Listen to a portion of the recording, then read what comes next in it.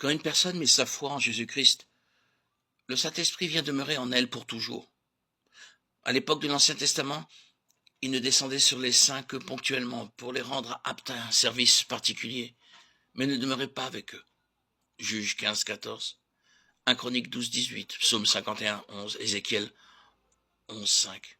Jésus a indiqué à ses disciples le nouveau rôle de l'Esprit de vérité dans nos vies. Il reste avec vous et il sera en vous. Jean 14, 17. L'apôtre Paul a écrit « Ne le savez-vous pas, votre corps est le temple du Saint-Esprit qui est en vous et que vous avez reçu de Dieu. Vous ne vous appartenez pas à vous-même, car vous avez été rachetés à un grand prix. Rendez donc gloire à Dieu dans votre corps et dans votre esprit qui appartiennent à Dieu. » 1 Corinthiens 6, 19, 20.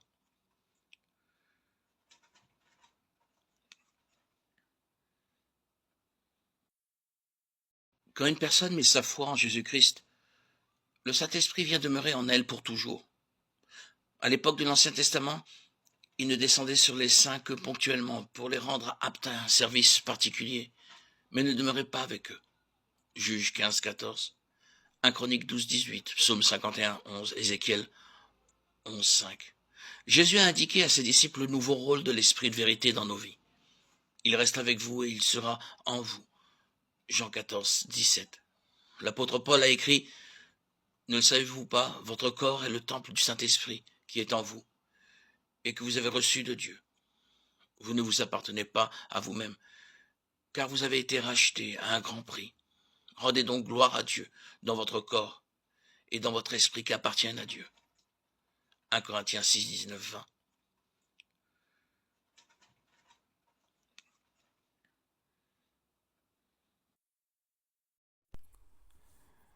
Comme pour tous les dons spirituels, le don de foi est accordé à certains croyants pour l'édification du corps de Christ.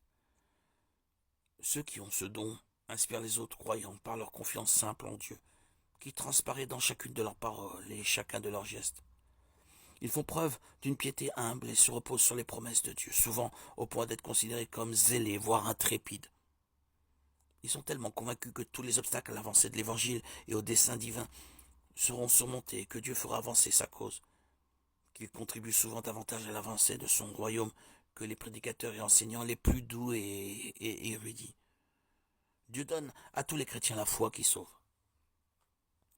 Mais le don spirituel dit don de foi n'est donné qu'à certains qui font preuve d'une foi exceptionnellement forte et sont ainsi une source de joie et d'encouragement pour d'autres. Les exemples les plus extraordinaires d'hommes de foi qui ont pu accomplir des choses surhumaines sont Noé, qui a passé 120 ans à construire un grand navire à une époque où la pluie n'existait pas, tandis qu'Abraham a cru qu'il aurait un enfant tandis que sa femme n'était plus en âge de procréer. Ces choses auraient été impossibles sans le don de foi.